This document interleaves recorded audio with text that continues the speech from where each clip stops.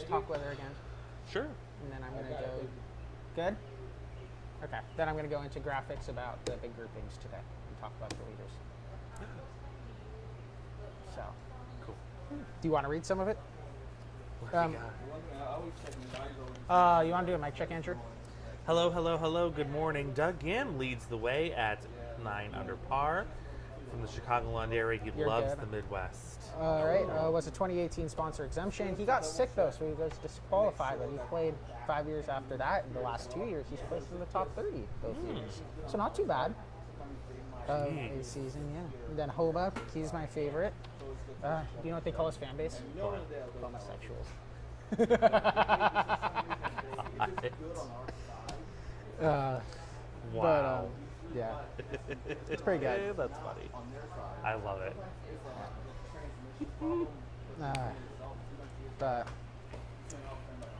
All right, Alec. Everything sounding good, looking good? Sorry.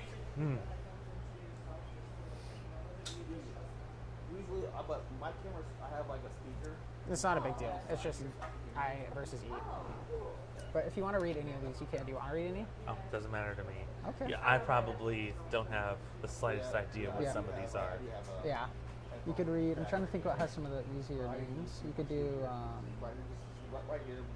this, or maybe JT Poston, Chris Kirk, and Michael Kim. Mm-hmm. I'll do that one. Sure. I'm trying to think of what has. That's probably some of the easier names. And Austin Eckroat. You could do C and D if you want. I'll do that? Whichever. Okay. That'd be fun. We're going to have a full screen over us too, so. Oh, okay. So I'm not going to be like. Yeah. Yeah. Pretty much everything except anything. You ready, John? I am ready. You ready, Alec? All right, we're going to do a standby, and we're going to count down here for going live on the second screen experience. Coming up here in 5, 4, 3, 2. And welcome into the second screen experience here today. Day 3, day 2 of tournament play. We've had so much fun content so far, and we got a whole lot more planned today. But I want to start off with Mr. Stutsky, the wonderful Mr. Stutsky, the amazing Andrew. Oh, and gosh. We've got some weather to talk about. That's going to be a big storyline today, isn't it? That's right, because today is going to be not only the hottest day of the week, but it's the hottest day of the entire tournament itself that we're going to be dealing with. Ooh, what is the heat index looking like? So by this afternoon, about 100 degrees. That should top out between the usual 2, 4, 5 o'clock. So it's going to get warm. There's a little bit of a breeze today, though. That's helpful. That kind of helps if you're in the shade.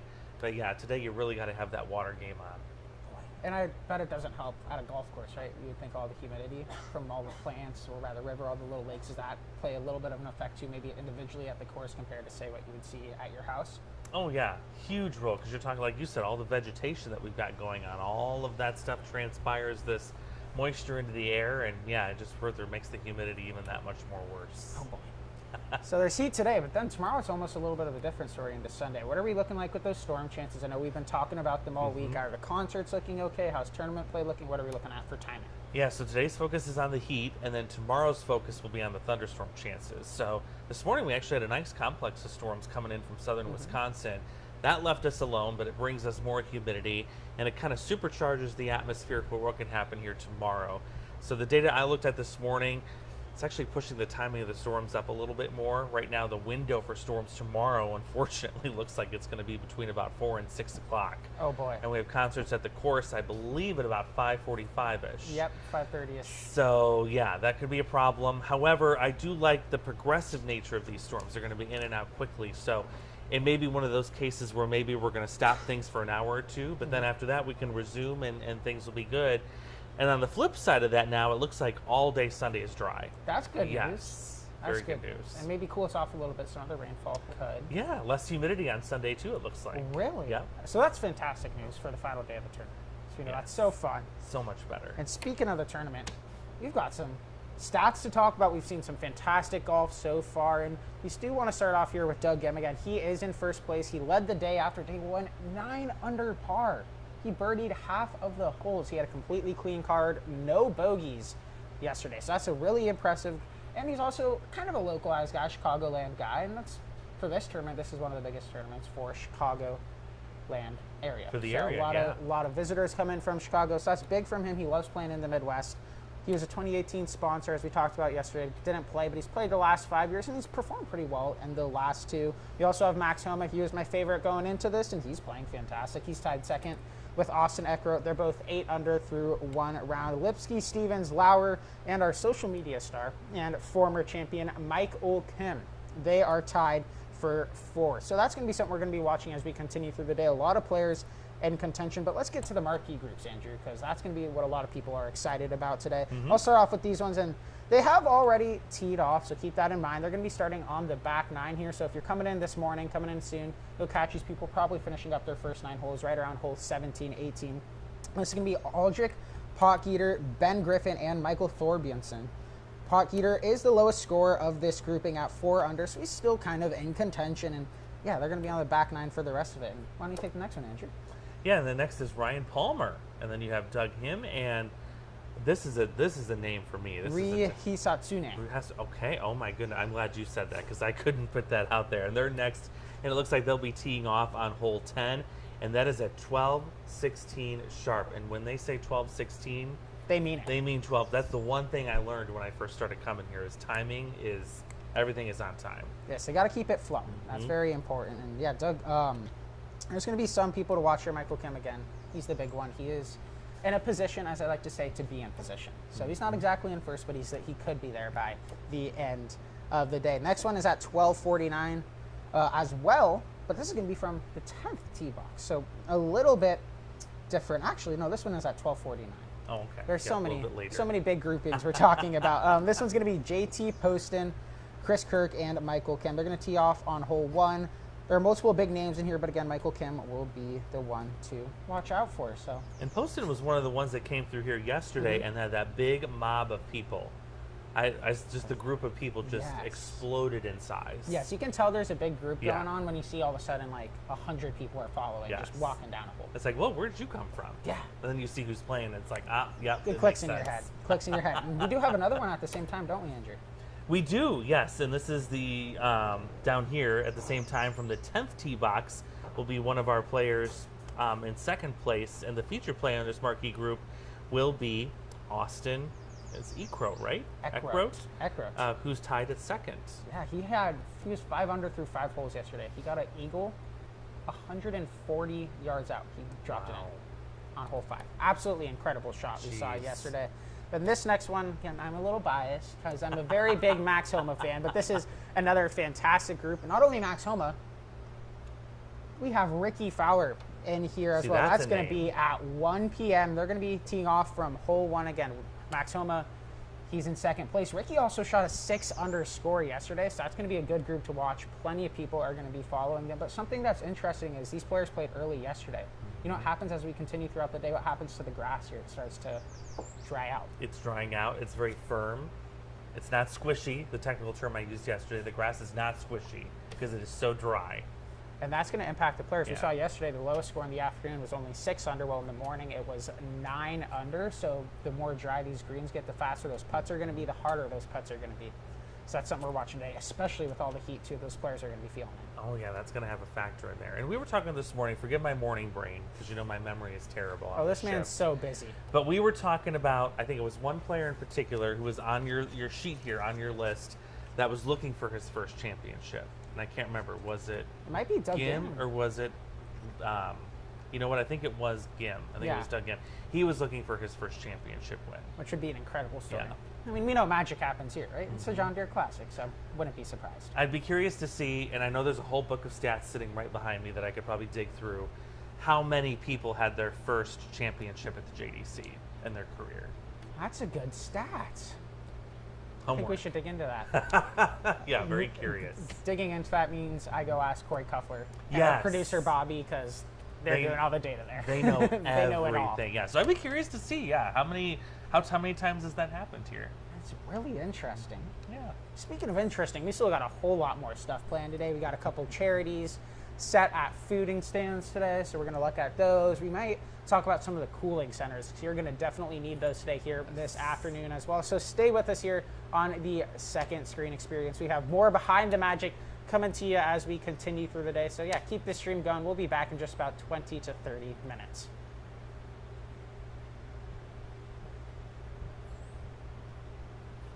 Thank you. Cool. That was long. We went for like 10 minutes. Really? Yeah. Oh my gosh. Oh my goodness.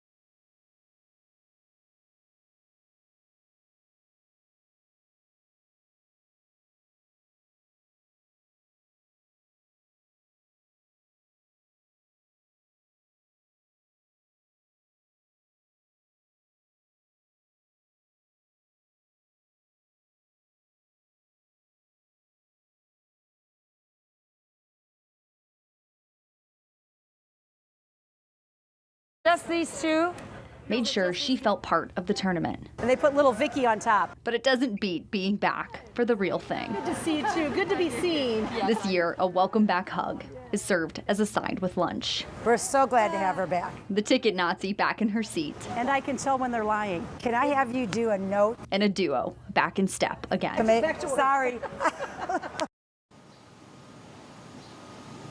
Now, Sherry says she is cautiously optimistic about her health. It's not a cancer that can be cured, but she says it can be managed. In fact, she actually still receives an immunotherapy infusion every 3 weeks. She was supposed to receive one on her schedule this week, but she asked her doctors in Iowa City to push it back a week so she could be back here at the Classic. And we are so happy that she is. Guys.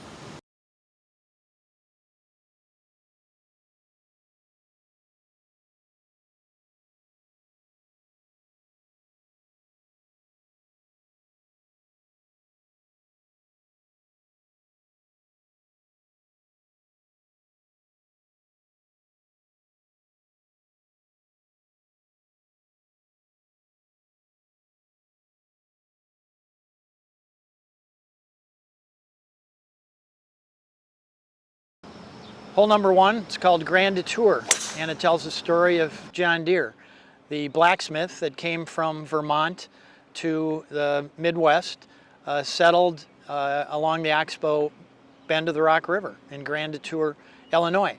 He eventually came to the Quad Cities, set up because of the river power of the Mississippi River. He famously invented the self-scouring steel plow. They were having problems here with the sticky Midwestern soil. His idea was to fashion a saw blade, which would self-scour, come off like a knife through butter, and he started his company with that and changed agronomy in the Midwest forever.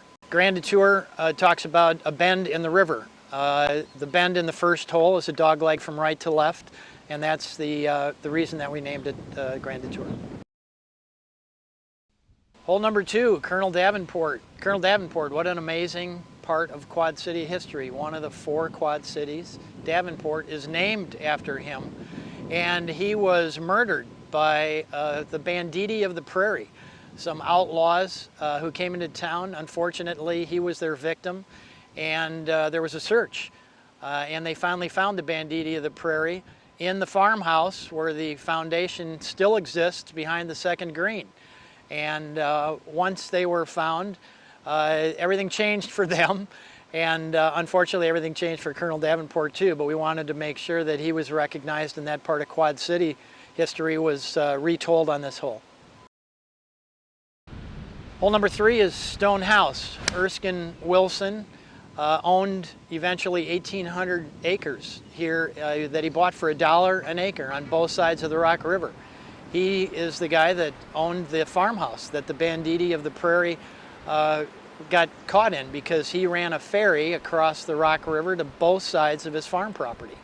He decided, after living in a log cabin, to build the stone house in the mid-1800s, and unfortunately died before it was ever finished, but all of the stones were quarried about a mile from here.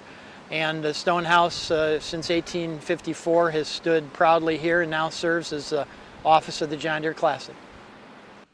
Hole number 4, Friendship Farm. It's named that to recognize and honor the farm that the Hewitt family owned on this property that raised world-famous Arabian horses and Simmental cattle. They, along with Erskine Wilson and Native Americans, revered this piece of property, wanted it to be used in an open way to do something positive, and this is the way they used it. They revered this property and really wanted to honor it just as everyone had for 5,000 years. The Hewitt tree in the middle of the fairway is kind of a preservation element that D.A. Weibring wanted to keep in place, and as such honors the Hewitt family and everything they did on their stewardship on this property when they ran Friendship Farm. Hole number 5, Lincoln's Crossing. We found out that the history of the Mississippi River, the first bridge across the Mississippi River by the railroad, is pretty famous in that there was a lot of controversy that it was going to impede river travel. Sure enough, the F.E. Afton riverboat crashed into the bridge, and there was a big lawsuit. The federal government was represented by a young up-and-coming lawyer, Abraham Lincoln, and they eventually won that lawsuit, had the rights to build the bridge. The F.E. Afton did not have unencumbered rights to the river. That was a decision. And we just kind of learned about that story during the time when we were naming the holes, so thought as part of Quad City history it was important to have that as part of the 18-hole story. Hole number 6, William Butterworth, is a story that honors, again, one of John Deere's heirs. His wife was a granddaughter of John Deere, and they bought from Erskine Wilson 400 or so acres over time, and used this, as kind of a family refuge. It eventually went to the Hewitt family, but they really took care of it. And William Butterworth actually was the Secretary of Commerce for the U.S. government under Herbert Hoover. So he had a national role and something that ties back again to the Quad Cities, and something the Quad Cities should be really proud of. Hole number 7, Timber Ridge. We had originally wanted to name the hole Olympic Hero in honor of the 7-foot putt that famously Jack Fleck, Davenport Club professional, made to force a playoff in the 1955 U.S. Open with Ben Hogan, which he wound up winning. Actually, Jack sent us a very respectful letter and said he'd prefer not to have any hole named after him. So although we'd love to tell that story, we respected his wishes and told the story of the Weyerhaeuser Lumber Company. All the logs that came down on the Mississippi River from Minnesota and Wisconsin became a big business here. And Weyerhaeuser, who is now very well known with their Pacific Northwest location, actually their first office was here, their first company was here. And timber was a huge industry here in the Quad Cities, and that's why it's called Timber Ridge. Hole number 8, Sanctuary, again, under the theme of preserving and protecting the property, which goes back 5,000 years. The Audubon Sanctuary program is something that courses voluntarily become enrolled in with a promise to always responsibly protect wildlife, to try to protect the property itself, to effectively manage responsibly inputs, and just make sure that the golf course is a healthy place to hang out, as well as a great place to enjoy some recreation. The setup requires that spectators aren't allowed back to the 8th tee box. So the volunteers that spend kind of a quiet day back there certainly appreciate the fact that it's environmentally and ethically a great place to hang out. Number 9, howitzer. The common golf term is it takes a cannon to get on this hole in 2, and we decided on a long par 4 like number 9, recognizing the fact that the Rock Island Arsenal is such a huge part of the Quad Cities. It was established just before the Civil War because Fort Sumter got attacked and they wanted some place that was more secure, and the Arsenal famously produces and still produces howitzer cannons. And so hitting the green in 2 with a cannon, what better way to do it than with a howitzer manufactured at the Rock Island Arsenal. Hole number 10, Core 10. It's kind of an unusual name, but it refers to the world headquarters that Deere built in the early 1900s. Bill Hewitt, the chairman, contracted Eero Saarinen, famous architect, who also built the St. Louis Arch, to come up with something that fit the John Deere brand. His feeling was that this new material, Core 10 steel, which rusts and provides a protective coating that looks like rich Midwestern earth, would be the perfect material to build this world headquarters. And it turned out to be unbelievably groundbreaking, and still today, in 2025, looks contemporary, and it fits John Deere brand perfectly. So Core 10 is why we named the hole number 10 that way. Hole number 11, Jumpstart, really refers to the history of the tournament itself. Not always on this property, started in 1971, and there's a whole litany of players who jump-started their career by getting their first win in the Quad Cities. It started with Dean Beeman, who won the first two and went on to be a PGA Tour commissioner. One of those players that jump-started their career was D.A. Wybring. He won his first event at the John Deere, originally the Quad Cities Open, wound up winning 3 times, and because of the fact that he was from the Midwest, Quincy, and had an attachment to the tournament, he became the golf course architect for TPC Deere Run. So the original sign obviously talks about all those players who jump-started their career before we came to Deere Run. Since we've been here, we've also had, you know, a legacy of other players who have won their first event here and changed their careers, become major champions like Brian Harmon, Jordan Spieth, and Bryson DeChambeau. Hole number 12 is called Master Stroke, and that's because one of Deere & Company's CEOs, Burton Peak, was a member at Augusta National. And in the second program, at that point it wasn't even called the Masters, it was called the Masters Invitational. Gene Sarazen had famously won it the year before with a double eagle. The second year, there's a proud ad for a John Deere tractor. I'm sure Burton Peak had something to do with that. So our tie-in into the equipment business, golf course maintenance business, you know, decades later, had its humble beginnings in that second ad in the Masters Invitational for a John Deere tractor. We're really proud of that. Hole 13, Poppin' Johnny.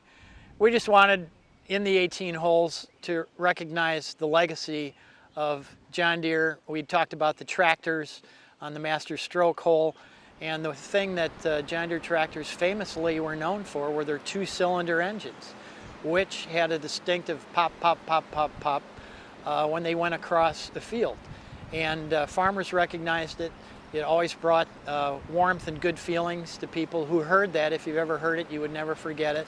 So on a par 4 that it takes 2 pops to get on the green, we felt like Poppin' Johnny was the perfect name. Hole number 14, Deere Run. This is one of the great marketing stories of John Deere's history. In the 1970s, John Deere was new to the snowmobile business, and they were looking for a tagline. The Gardner Agency out of St. Louis was hired. Bob Wright, one of their copywriters, was charged with coming up with this slogan. He really worked hard and presented in a final meeting over 100 suggestions that he had on a table, none of which rang true to him or to the people he was presenting to. After a little bit of time, when everyone realized we hadn't hit it yet, he said, I had one more that I wrote in my hotel room last night that I put in my pocket this morning, and see what you guys think about this. Nothing runs like a deer. So that tagline started in the snowmobile side of John Deere's business and became one of the most recognizable taglines across the entire company of all time. Hole number 15 is called Coal Town. Many of these stories were researched by my intern in the late 90s, Lindsay Beckman-Skeen. I want to give her a shout out because she went to the library and came back with this great story about immigrants from Europe coming here because of the coal seams that were around the Quad Cities. There were 46 active coal mines going at one time, and one of them was in Silvis, run by the gentleman who Silvis is named after. And we decided that that Coal Town Road, which runs right at the bottom of the property, which was named that way because railroad cars used to take coal off this property from the Silvis mines, should be recognized. So Lindsay came up with that one, and it's a great name, and Coal Town is something that's still a part of this legacy of the property. Number 16, Mother Earth, is a really special one because we got the input of the Meskwaki Native Americans. Because of the 5,000-year archaeological sites here, we wanted to make sure, number one, that they were never disturbed, and they weren't. But number two, that while we were naming the holes, maybe they could tell some of the story, you know, from their ancestors as well. And the Native Americans believe Mother Earth, you know, protects everyone, and property and nature is something to be taken care of. And that story talks about the fact that in addition to taking care of the property, they loved athletic events. They loved activities, and they talked about lacrosse matches that would often happen, snow stake races in the winter as they send pieces of wood down hills. And so this property being protected as a golf course with a wonderful activity was something that they felt was a great Thank use you. for it. Hole number 17 Stadium, we wanted to recognize the stadium golf concept that Dean Beeman introduced to PGA Tour and TPC courses with the stadium course at Sawgrass. The TPC at Deere Run is also a stadium course. It's very spectator friendly. They've taken advantage of all the mounding and not disturbed too much to make it easy for people to watch. So Tim Fincham and Hans Becker, Hans was the chairman at Deere when the deal was cut. Tim Fincham was the new commissioner. Wanted to make sure that the stadium concept was continued, and they're recognized in hole number 17 as another stadium course in the TPC network. Hole number 18, Conquistador. It's a perfectly named hole for the finishing hole at an athletic event. Conquistador means one who conquers in Spanish, and it was the name of a famous Arabian horse that was bred on Friendship Farm. And the foaling barn used to sit up on the ridge on the right-hand side of number 18. So you can almost picture it up there as players are trying to close out, the last hole to get their victory, to conquer the golf course, to conquer the athletic event. There's so many times that the 18th hole has determined the champion. It started the first year that they played here in 2000. Michael Clark and Kirk Triplett in a playoff had to play the 18th hole a couple times. Mark Hensby and John Morgan had to play the 18th hole a few times in a playoff. Jordan Spieth famously won for the first time and the second time in a playoff in the 18th hole. Zach Johnson famously won in a playoff in the 18th hole. So the 18th hole, named Conquistador, one who conquers, is certainly a perfect name for the last hole of TPC Deere Run.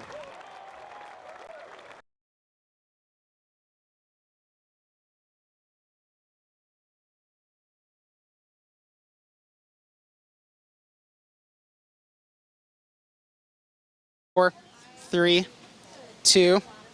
Absolutely, just one, baby. Yes. And welcome back here to the second screen experience. And we're at a very fun spot, very exciting spot. Very fun spot. I'm pretty sure it's not open yet, though. Got to wait till 10 a.m. But we are at the Tito's tent, and a lot of people like to enjoy their beverages here today. So if you are, the transfusion is the big thing to buy here. But this is what we're really here for. Yes, there's the drinks here, but also, Ava, what's this over here? Oh, this is a cooling suite, and we talked about this morning on Good Morning Quad Cities, that it's going to be hot and humid today. Andrew said this is going to be like the worst. Well, you're a meteorologist, you would know this, but Andrew said it's going to be like the worst combo of heat and humidity. So we talked about this morning. This is definitely a place where you can come to. We're right by the fairway of the 17th hole, right? Yes. So this is 17, and then that's 15 back here. I want to move over this way just a little bit, just in case some players walk by. We don't want to show you any live play. So, yeah, we are right by the cooling suite right here, and yeah, it feels like temperatures 102 today. It's going to be a hot one. We were also talking about, the gift shop is a great place to be. I said this morning. They've got AC and great music playing in there. They do. So it's a good spot to be. I'm jealous of the workers that are in there today. Oh, it's going to be fantastic. But yeah, I mean, this is a great spot to come. So yeah, if you're looking to have maybe a nice beverage, they have some great ones here. We're just talking to some of the workers. They were awesome. Yeah. So you can talk to some workers, get your beverage. Make sure to stay hydrated, though. Drink your water and come to one of these cooling centers because you're going to need it. And not just hydrated with adult beverages, hydrated with water too. That's like the most important part. Yes, so you're going to want to make sure you stay hydrated, drinking your water, and finding these cooling centers. Again, wear your sunscreen as well. UV index around 9 to 10 today. That's a hot So you one. get a nice tan on, but you got to put on your sunscreen. Sounds good to me. So yeah, we'll continue with the stream here, but just want to show you guys one of the cooling centers because again, these are going to be crucial, you could say today. Absolutely, and there's also medic tents set up. I know they provide shade and water. Yes. So that's a good thing to keep in mind if you're out along the course. Yes, so great thing to keep in mind today, especially if you're right around 17, 18. There's a cooling center to cool off right between 15 and 17 by the Tito's Airstream. So great place today. And I hear that's air conditioned as well. It is air inside that conditioned as Tito's well. van. Morgan told us that yesterday. So lots of options over here in this little area. So stay with us here on the second screen experience with more Behind the Magic. We got some interviews with some charities coming up. So stay right with us. Nice start, huh? Oh, yeah, that was a nice start. Wednesday at the John Deere Classic means Pro-Am Day at Deere Run. How are you? Good to see you. And it was a well-known amateur stealing the show. Golf is not my main sport. That's true, but on this day, Caitlin Clark was the main attraction. We wouldn't be here if Caitlin wasn't here. The Iowa All-American adding a little black and gold to the greens at Deere Run. See you guys. Thank you. for being good fans. She's just on a whole nother level. It's awesome. And when the heat and humidity kicked in, another Iowa legend was more than happy to help out. I needed a sub for a little bit. I'm like, Zach, can you just hit all my shots for me? So hopefully you made it through the crowds and home safe and sound for your favorite John Deere Classic show. The 19th hole starts right now. Now from your official station for the John Deere Classic, welcome to the 19th hole on WQAD News 8. The 19th hole set is provided by Uncommon Ground.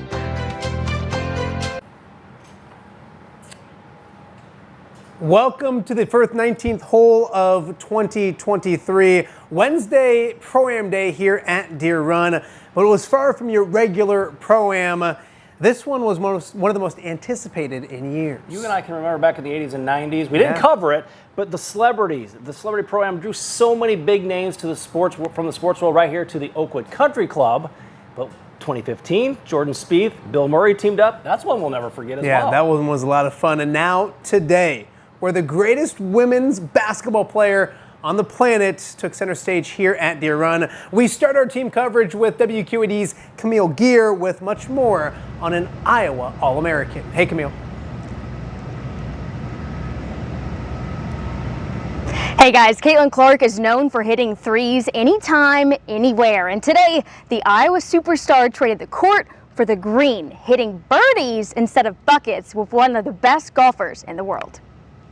Iowa basketball sensation. The Collegiate Woman Athlete of the Year, Caitlin Clark. Might have to put the driver away. And an Iowa golf legend, current Ryder Cup captain, Zach Johnson. Teeing off together for Clark's first Pro-Am. Good to see you. Are you okay? Yeah, I'm sweating, but good.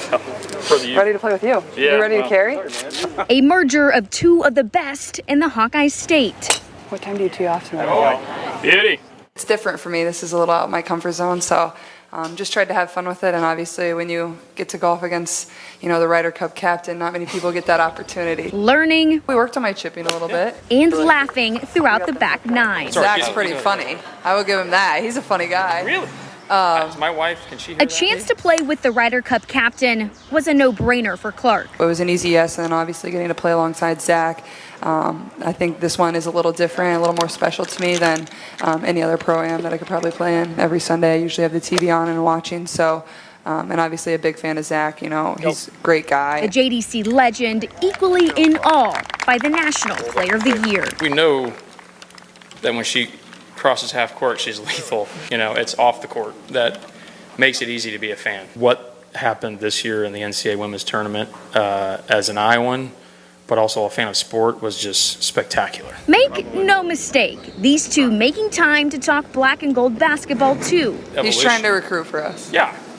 I'm trying to make He's our new biggest advocate, Zach Johnson. I'm making deals for Caitlin. I think I figured it out. She's got at least 3 years of eligibility left.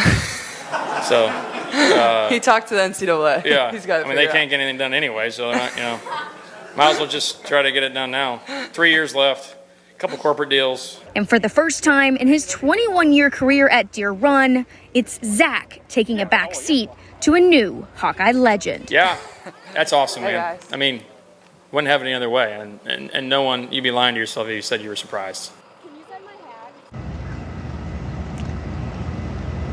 Now, Caitlin played the front nine with Ludwig Aberg and the back nine with Zach Johnson, and the team shot 5 under par. Matt, Corey, back to you guys.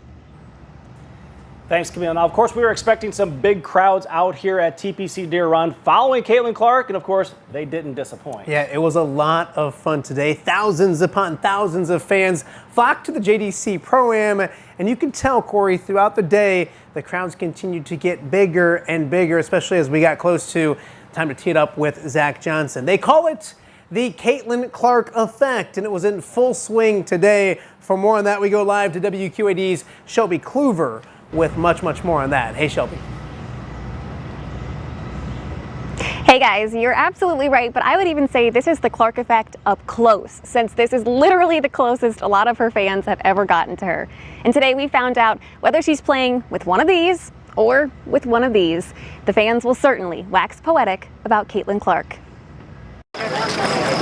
When John Deere green becomes black and gold, she's just on a whole nother level. The story of a superstar is about to unfold. Caitlin Clark. But don't just take it from our poetry, take it from his. Caitlin Clark went off in March, setting records here and there. Can't wait to see her next year. On Wednesday, a sea of fans lined the greens to watch number 22 play 18. Why'd you come out? Because Caitlin. I said I'm not leaving here without her autograph. We love watching her play basketball.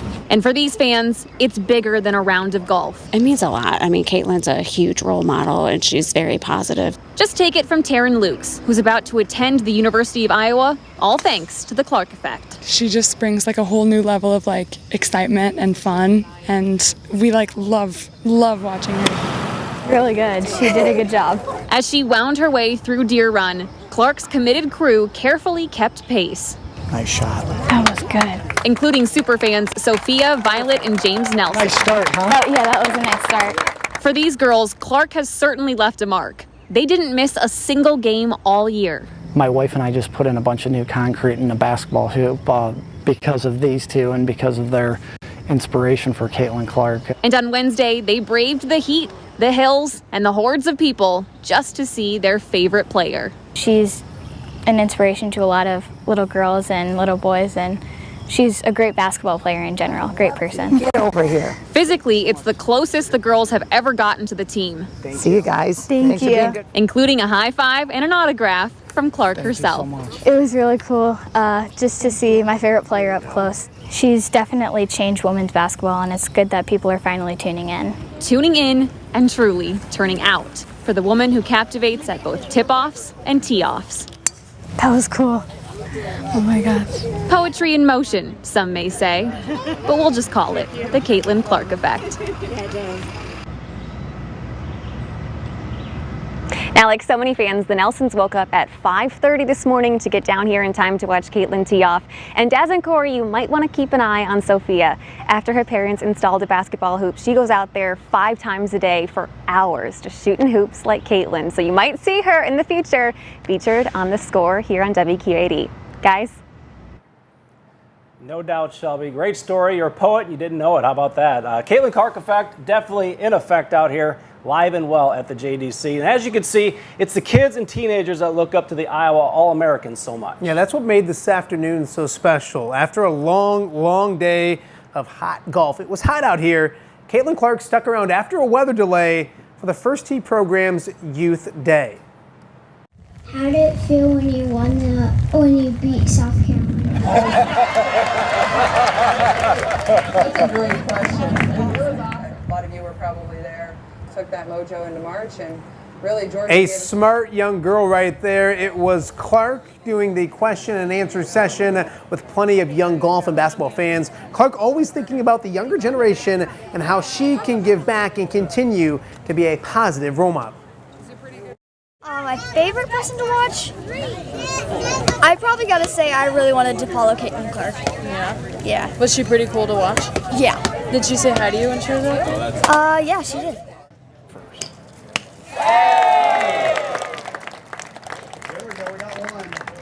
Wesley Bryan entertaining the youth clinic by breaking panes of glass. It's always a crowd favorite. Wesley did miss a couple times, saying he hit rim more than Caitlin Clark does when she's playing basketball.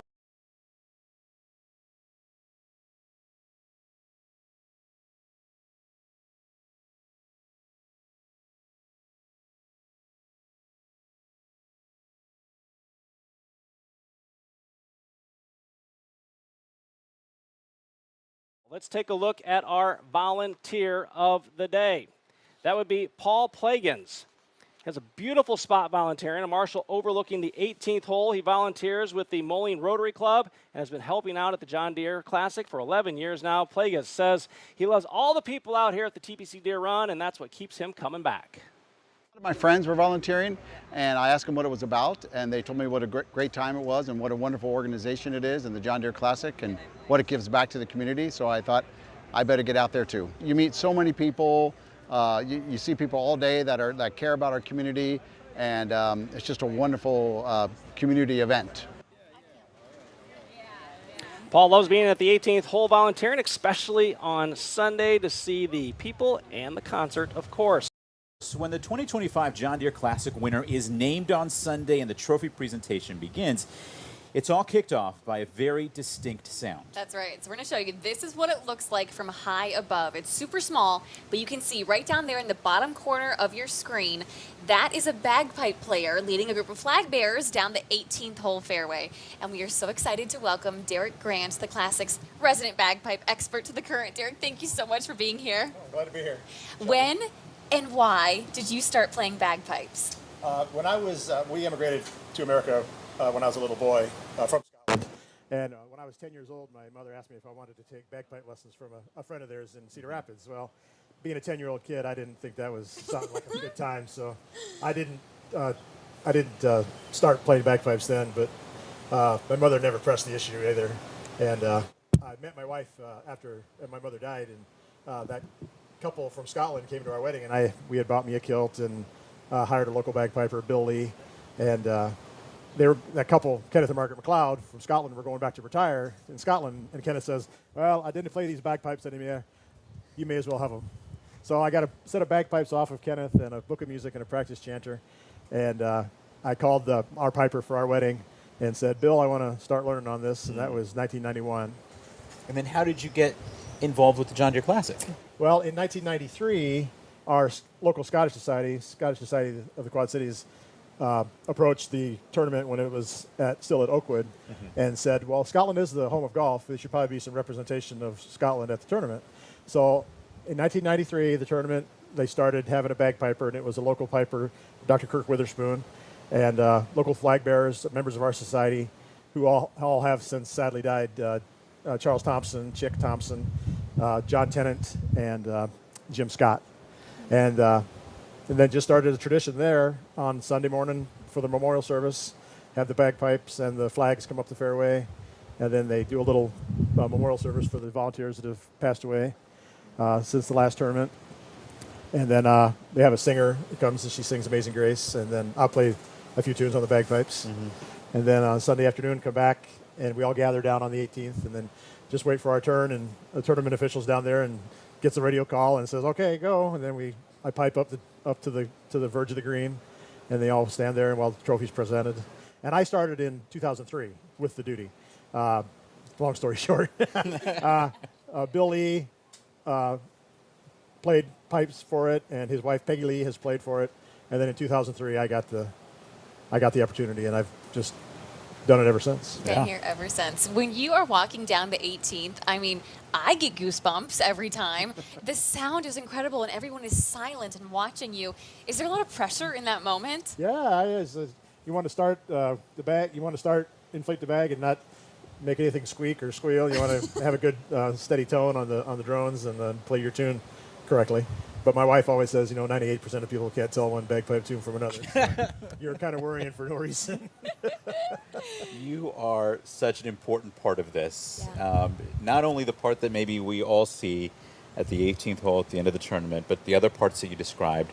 How special is that you've been part of it now for 22 years? Oh, I feel very honored to be able to do it every year. I always await the email from someone in the office asking me if I'm available, and I usually mark the date off on the calendar ahead of time, so I'm ready to go. So you're always a little hopeful that that email's coming. Oh yeah. Okay, it's not guaranteed necessarily. Not guaranteed. Nothing's guaranteed. Oh, I love it. Okay, well, we want to tell people at home, unfortunately, we're not going to have Derek play the bagpipes right now because, as you can see, we are directly over top of the 18th green, and players are still out there right now, and the bagpipes are very loud. But I am so curious How do you play the bagpipes? Well, you just, it's got a leather bag for an air reservoir, and you just inflate the bag through the blow stick. And then when you get enough air in there, you just give them a little squeeze, and that starts to air up the drones. It makes that background droning noise. And then you squeeze it a little harder, and that makes the chanter reed vibrate. And then just play the melody on the melody chanter. You're just covering and uncovering the holes on the chanter. It's only a 9-note scale, so it's kind of restricted with, I've been asked to play the national anthem at things. That's not a possibility because you go too high above the bagpipe scale. So you're balancing the air in the bag, blowing into it, and also the notes? Right.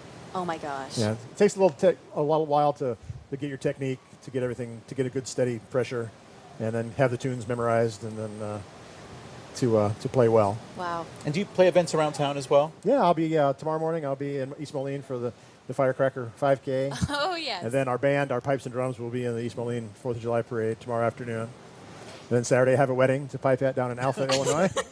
And Sunday, I'll be back here. So you're staying busy. Yeah. Yeah, you are in demand.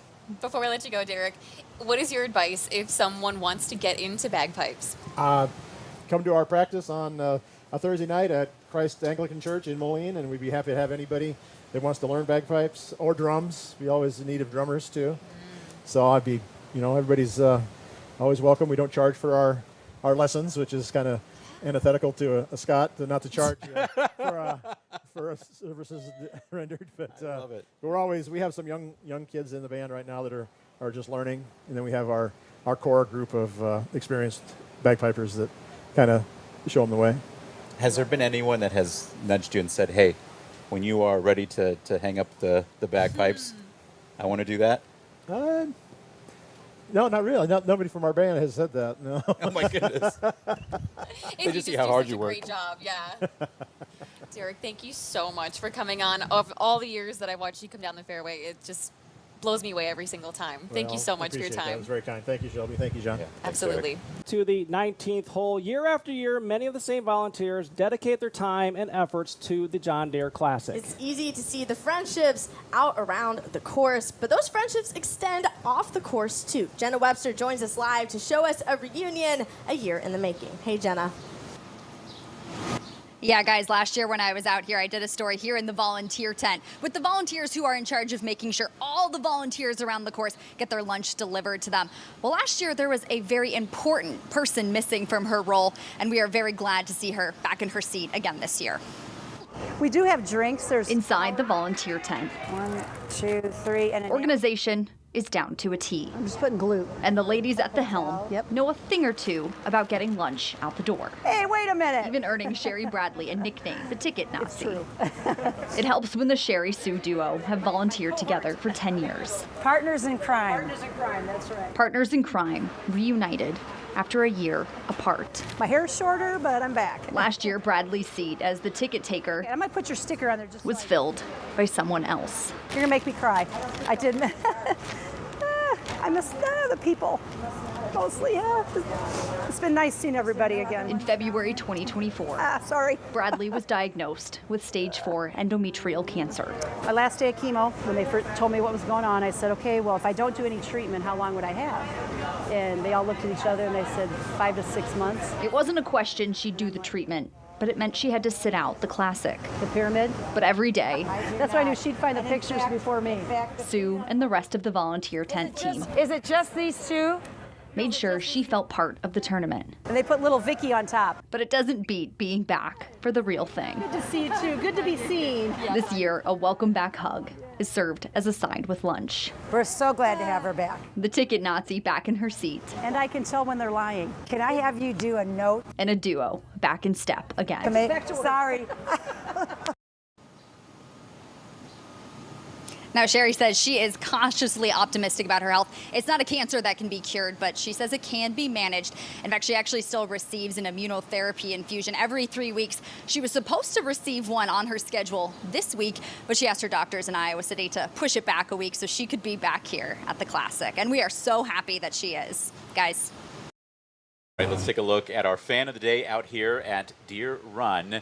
Meet the Roth siblings. Colin, Bryn, and Addie are big golf fans and have loved getting autographs from their favorite golfers during the JDC. All three play golf. The oldest, Colin, says his favorite club is his driver, while 9-year-old Bryn prefers her 7-iron. As for 6-year-old Addie, she just loves golf in general.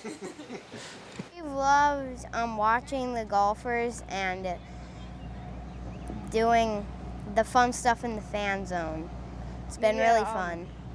Yesterday at the Pro-Am, we just spent like half of the day in the fan. What was your favorite thing? I love watching the golfers play and getting the pictures with John Deere. She has a brand new hat too. She hasn't cut the tags off yet. We're so glad they're enjoying the JDC and learning more for their game of golf.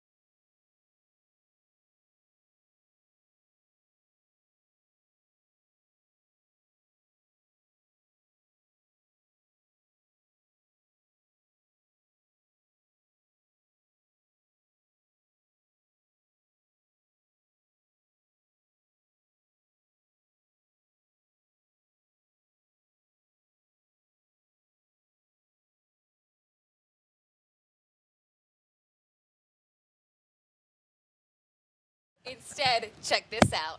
Today, the golf caddies here at Deere Run were treated to a special barbecue. They had steak, chicken, shrimp, pork chops, roasted veggies, and salad. It smelled so good in there. The annual barbecue is a favorite, though, for the caddies, and it's all thanks to the Caddy Tent, which is regarded as one of the best on the PGA Tour. They go above and beyond to provide the caddies with homemade meals, snacks, and a cool space to relax, and that is something most PGA Tour stops do not provide. If you ask them their opinion, this is where they want to come. We're here to have them enjoy the Midwest flavor and fatten them up a little bit. The entire Caddy Tent is made possible through national and local sponsors, and hey, they're always looking for more people. So if you're interested, you can contact the JDC tournament. Welcome back to The Current on the Course. Yesterday, we sat down with Josh Jepson, CFO of Deere & Company. Now, he spoke about Deere's extension as title sponsor through the year 2030, but the community connection goes so much further than just the name of the tournament, and that's why we are joined by Mara Downing, Deere's Vice President for Global Brand and Communications. Mara, thank you so much for joining us again. Before we get into the serious questions that we have for you, I want to talk about yesterday. You played in the Pro-Am, is that right? I did. I had so much fun. We had a great time out there. It was a little warm. We had early morning tea time, though, so that was good. Yeah. And how did you do? Because I think you did pretty well. You know what? I'm thrilled to say we were 15 under, so a top 5 finish. There you I go. think 18 under 1, so it'll keep me coming back for next year anyway.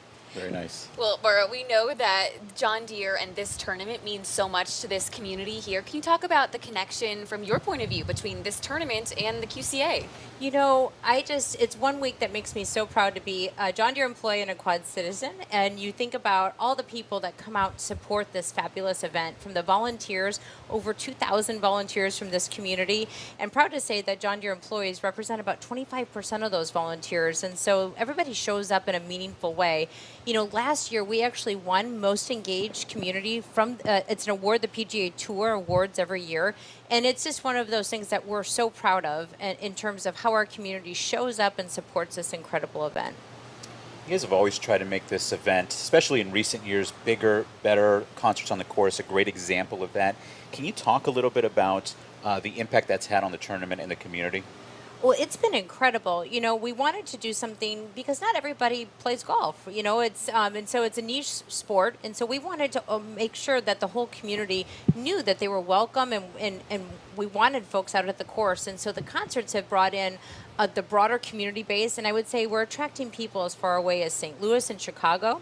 And people are saying, hey, I'm not just going to come for a day, but I might stay the whole weekend, which is fabulous. That's exactly what we were looking for. Yeah, the economic impact goes so much further than just this weekend. But if you could look into the future, you think about adding concerts 3 years ago. What else do you envision adding and growing this as the years go on? Oh my goodness, every year we actually start brainstorming immediately after the event ends of what are we going to do next year? How can we make this even more special? And, you know, one thing I'm really proud of this year is the field that we've been able to attract. And I think the concerts have something to do with that, you know, with all the people who come to the tournament and show up and support and just the fan base. Players have said to us, there are more fans here than at some of the elevated events, which really makes us proud. And so we're just going to continue to build on that success and continue to look for ways to bring in new and exciting acts and strengthen our field. So just personally, I'm just dying to know if you could have any musical act come next year, who are you bringing in? Oh my goodness, that's a tough one. So there are 3 that are at the top of my list, and I know 2 are real long shots. And so Taylor Swift would be amazing, right? If we could have Taylor Swift, that would be incredible. I would also love Chris Stapleton. I think that he would be a great ad. And I think Old Dominion has a fun vibe. So You know what? Well, Dirk Bentley played at the Vibrant, and now he's coming out here. Yes. And Old Dominion also played at the Vibrant recently, so maybe it's a pattern. That would be great. Yes. That would be perfect, actually. Yes. Let's talk about just the brand in general, its connection to golf.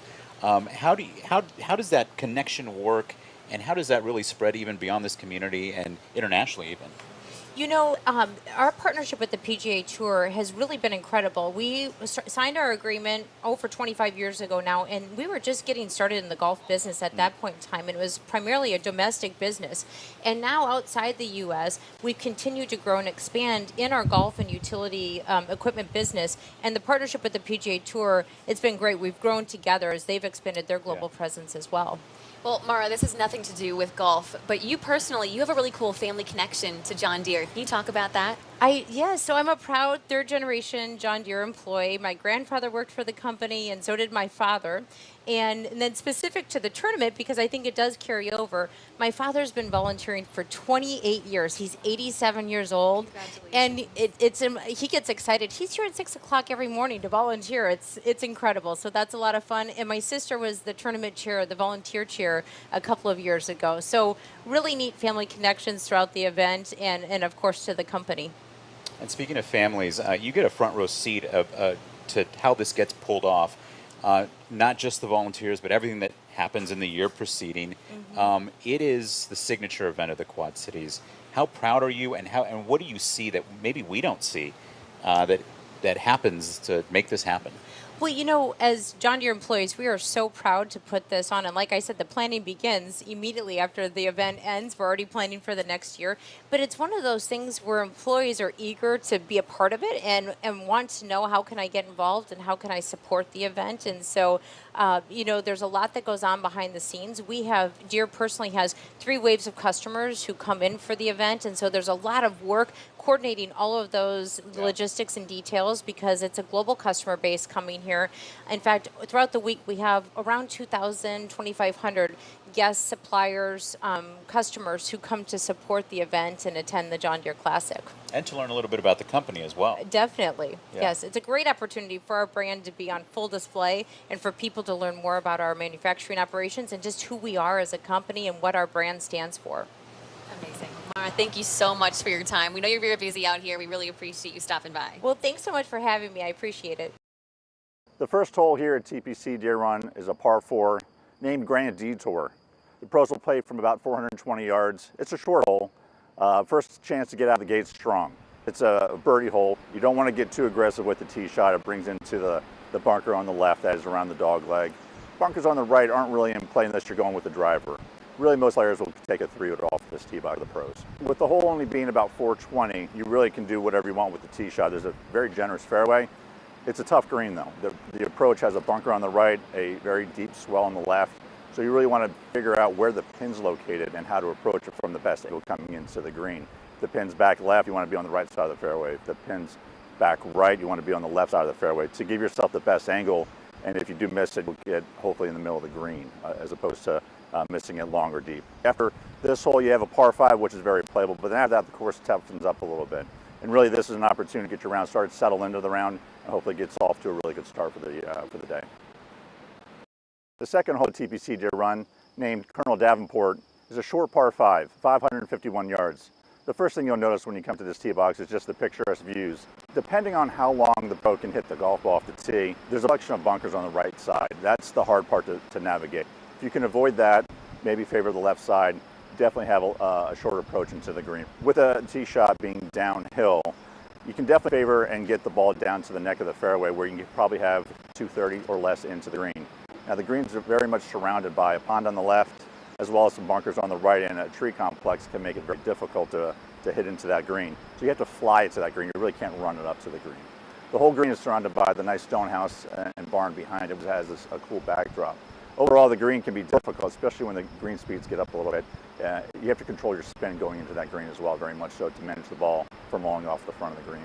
The being only 550 yards or so, it absolutely is an opportunity where you need to make birdie or eagle if you can to get your round off to a good start.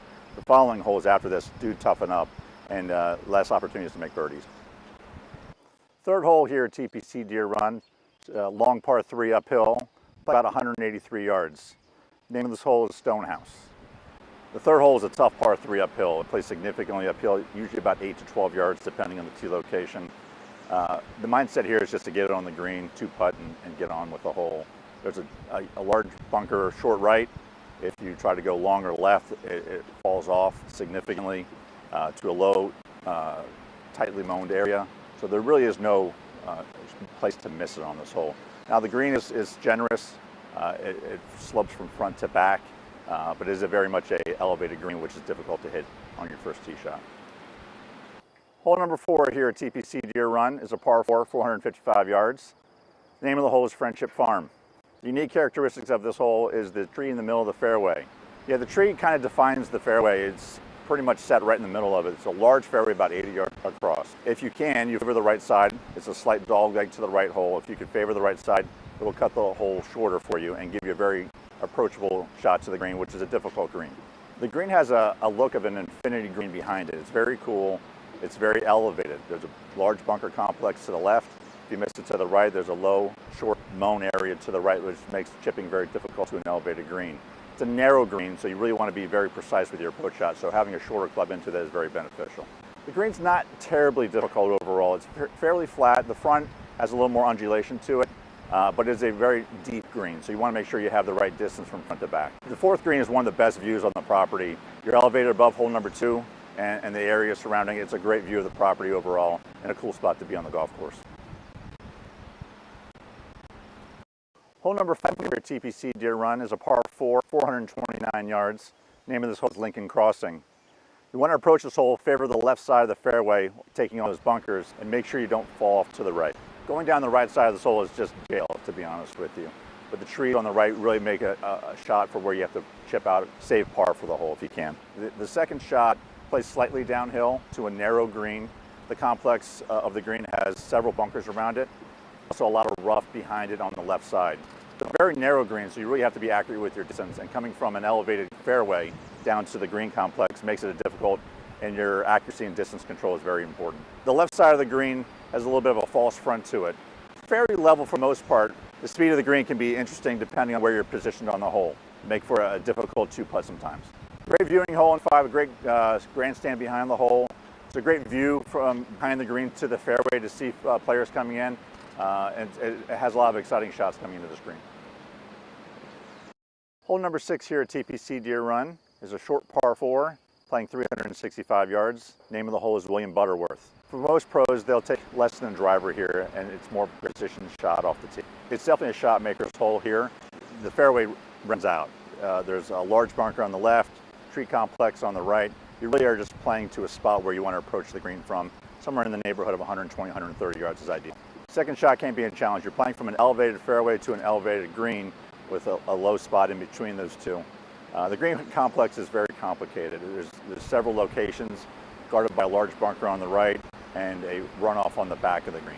Some of these spots can be very difficult to putt to. The other ones can be benign, but at the same time, it's slanted from the front to back again, mostly in the front of the green. It can be difficult. The top, middle part of the green is fairly level and playable, and that's where you'll get a chance to get a birdie. Hole number 7 here at TPC Deere Run is a long par 3, playing 222 yards. Name of this hole is Timber Ridge. This is a difficult par 3 that requires a long carry iron or hybrid to the green. The green complex is surrounded by several bunkers and rough all behind the green. There's 2 areas of this green. It's got a ridge in the middle of the green that bisects the green. The front right is most playable or approachable. You have a large hill on the right side where if you land short or just right, it will funnel down to that pin location.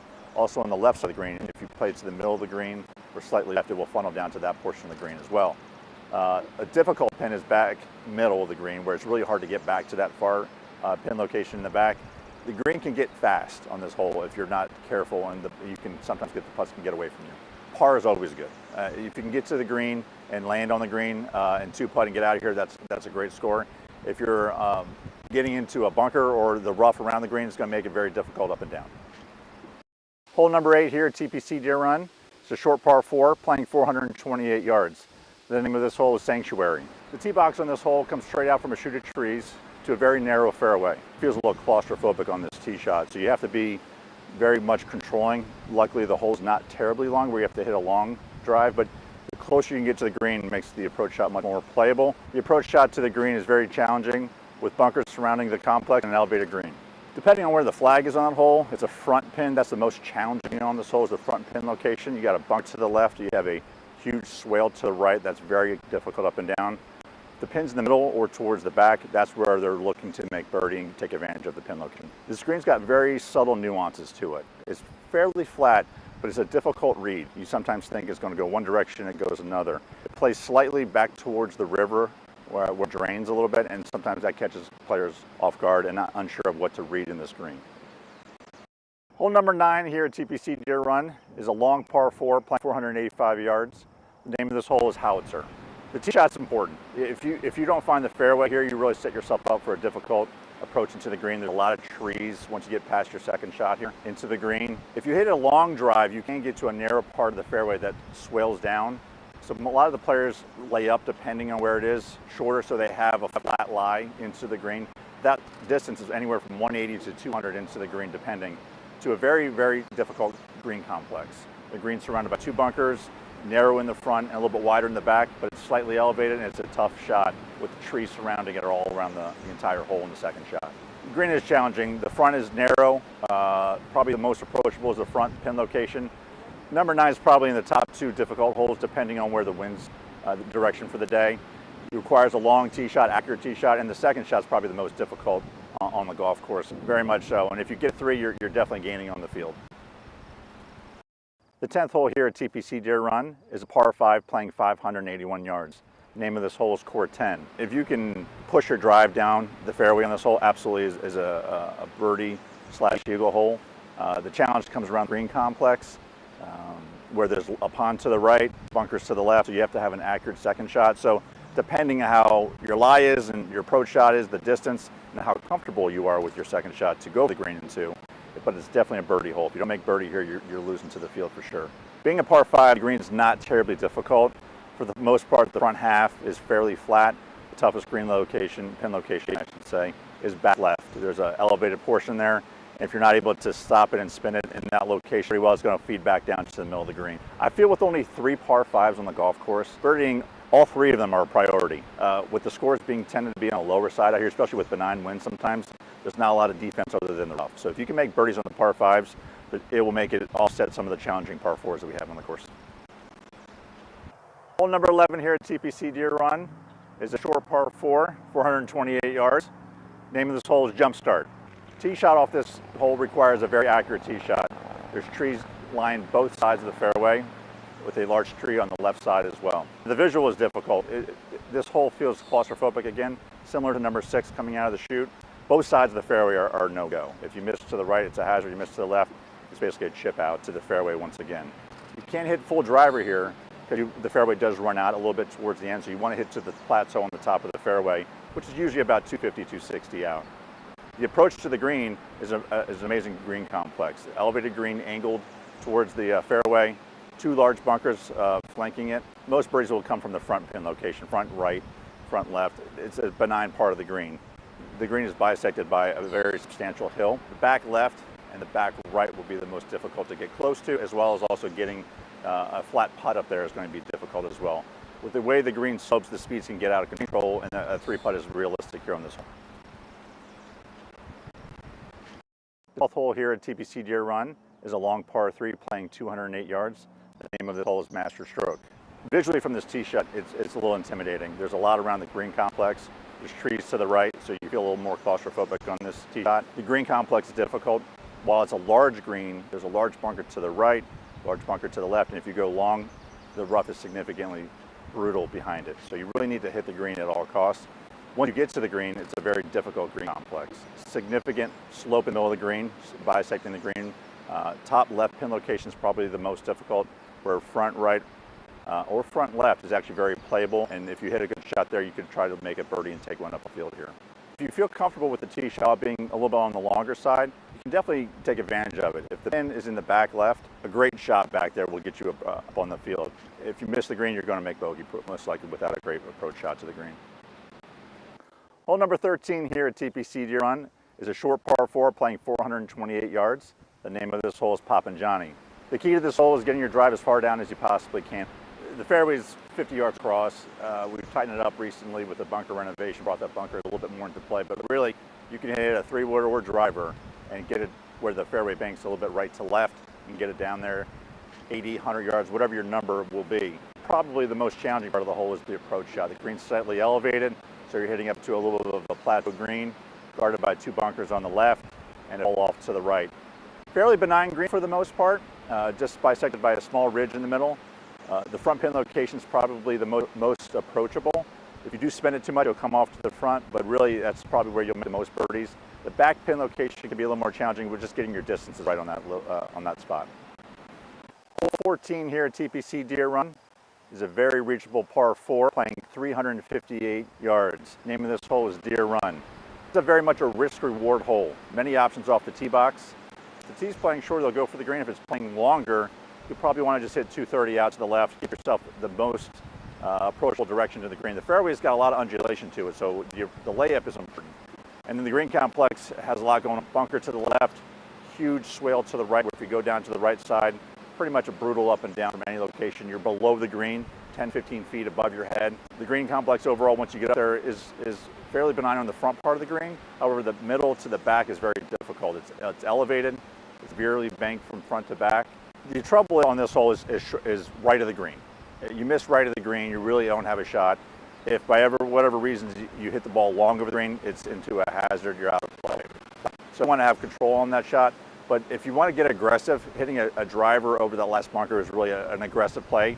But if you miss to the right of the green, you're sure able to get up and down and make that birdie that you need to do on this hole.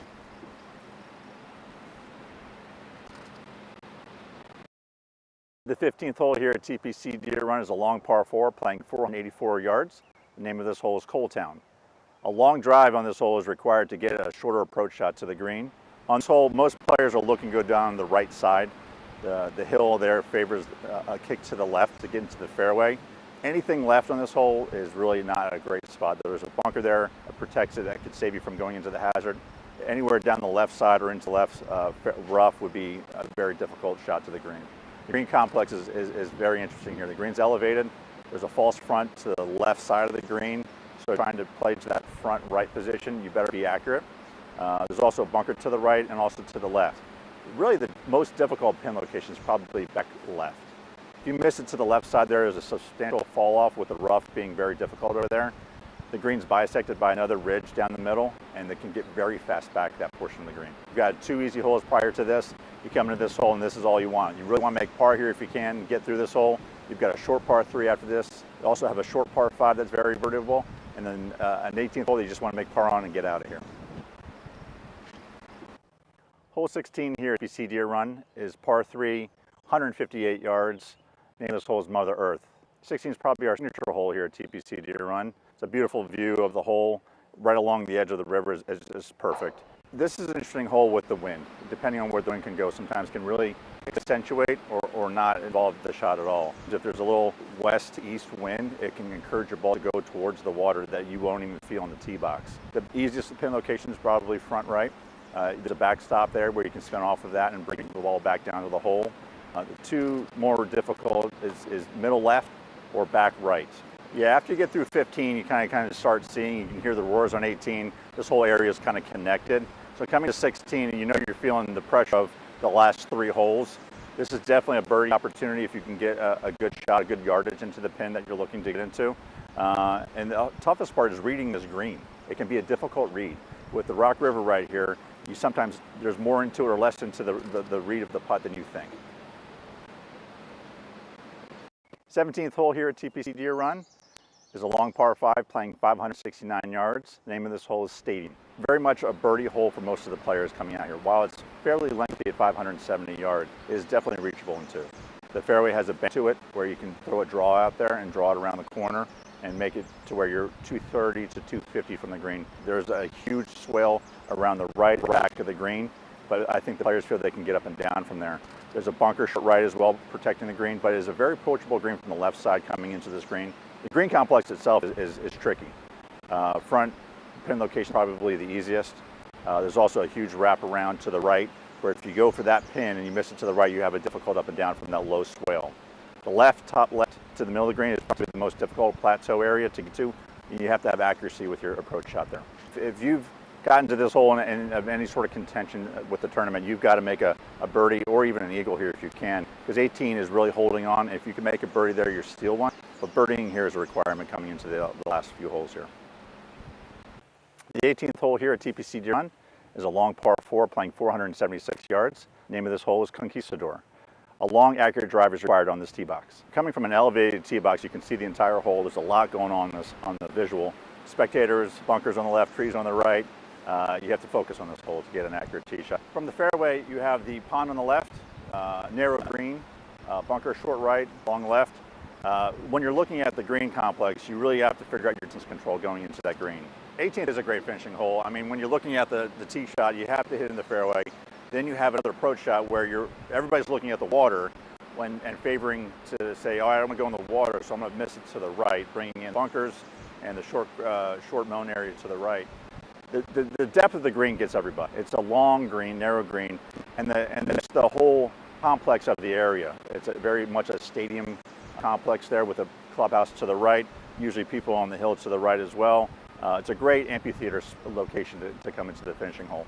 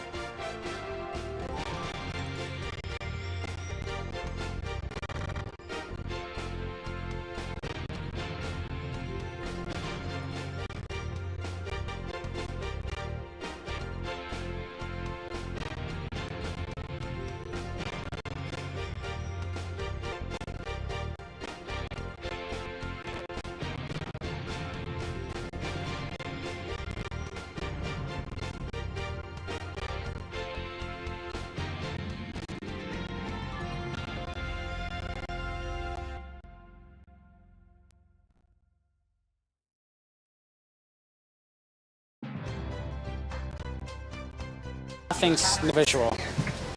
But he has. Okay, he got it now. The beauty of doing a live. Excited. Thank you. Mic check. This we created the plan of doing this live on Monday, so I've been scrambling to find content and talking about all that. Yeah. It's I mean it's been really fun, but I've been going live 8:30 to 4 every day with hits and all that. And I'm like, we're finding content though, so that's all that matters. Yeah, that's really good. Making it fun. You can leave that there and I'll throw it away when you're done. Good. Thank you. All right, Alec, you ready to go? Okay, we'll do standby and then I'll count down from 5. So stand by. 5, 4, 3, 2. And welcome back to the second screen experience only on the WQAD 8 Plus app. And I'm here with some more behind the magic, and I've said it a lot. We know magic happens here at the John Deere Classic, and I've got a very special guest here.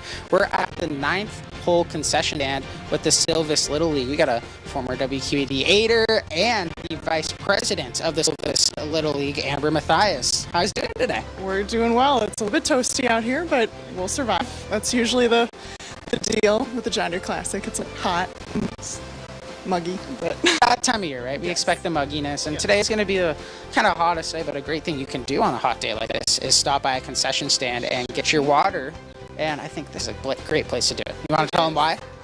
well, we are right off the 9th hole, so everybody kind of walks past us when they're going off to the 10th tee, but we've got nice cold beverages, we've got some food, you know, all kinds of stuff, but we're also helping out Silvis League, so 10% of our sales goes towards the league, and then any tips that you give, that also goes all to Silvis Little League.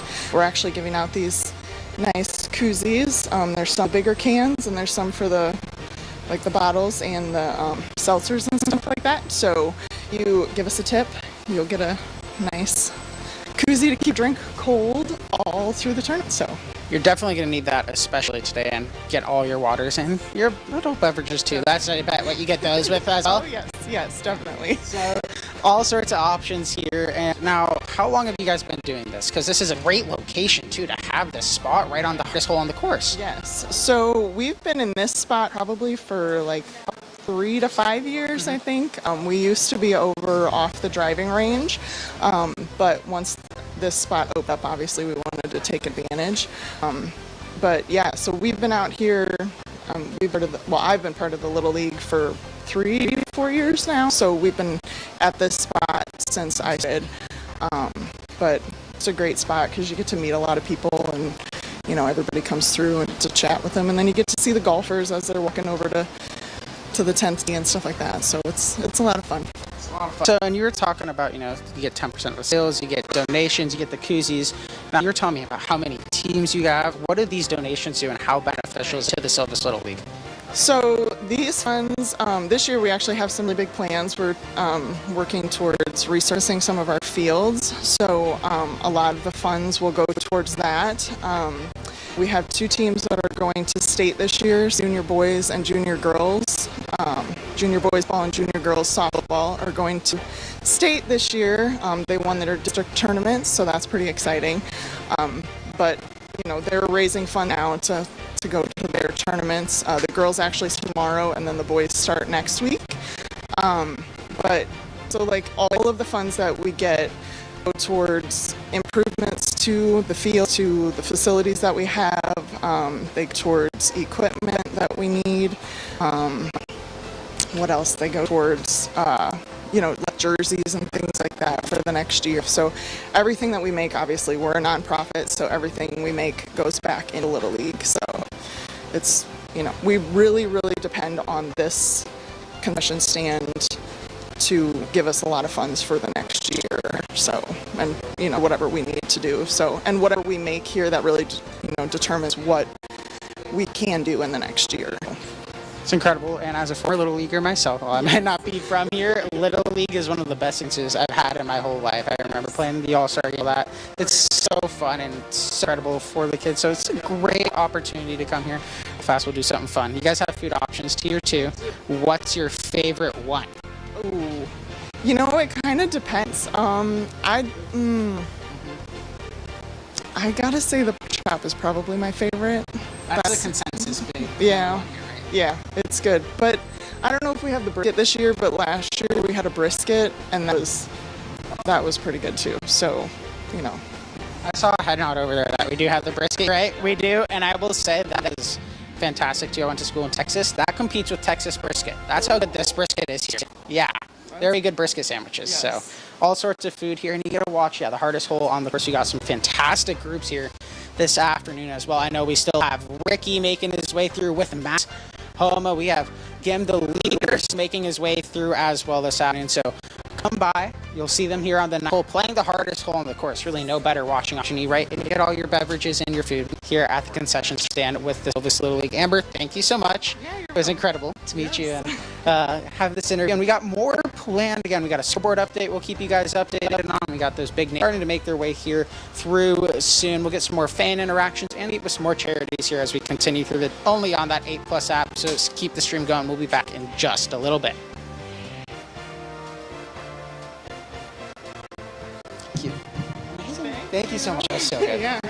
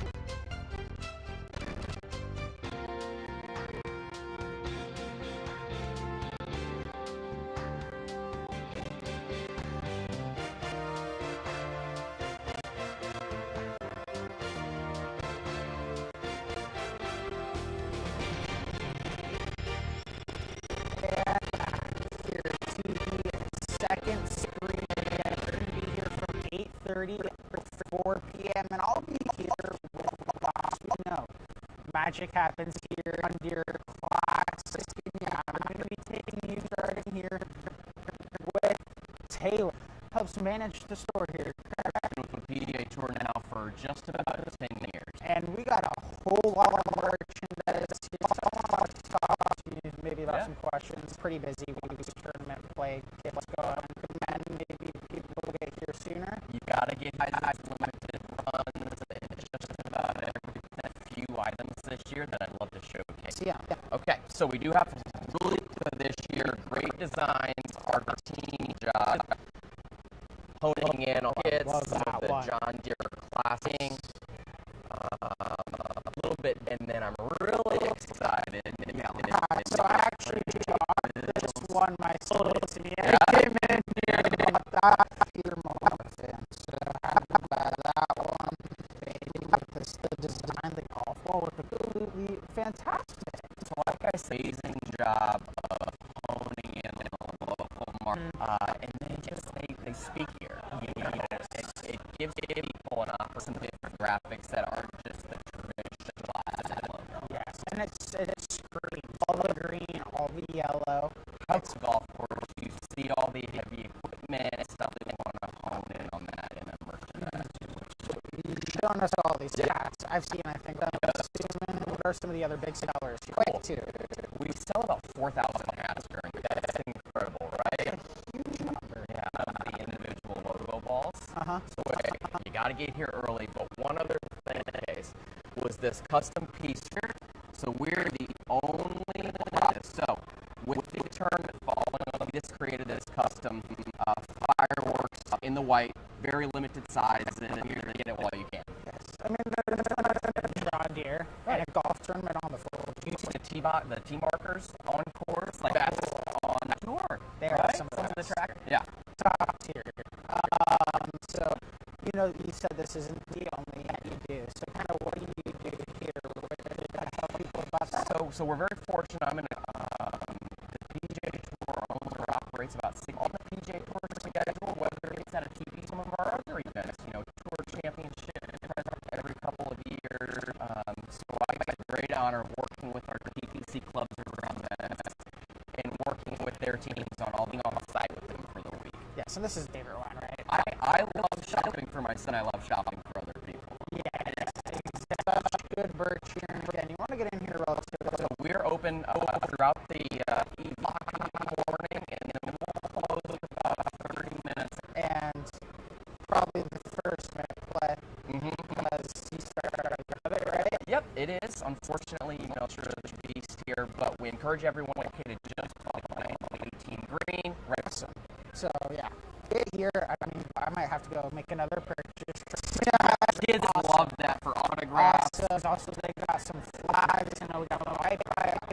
19 holes. A lot of merch here. And you want to get here a bit earlier. At least the first, second day you come here, it's probably sold out. But with Taylor from the merchandise store, we got a whole lot planned today. I got Andrew Stutzy coming at 9. I got Ava joining me. Got a whole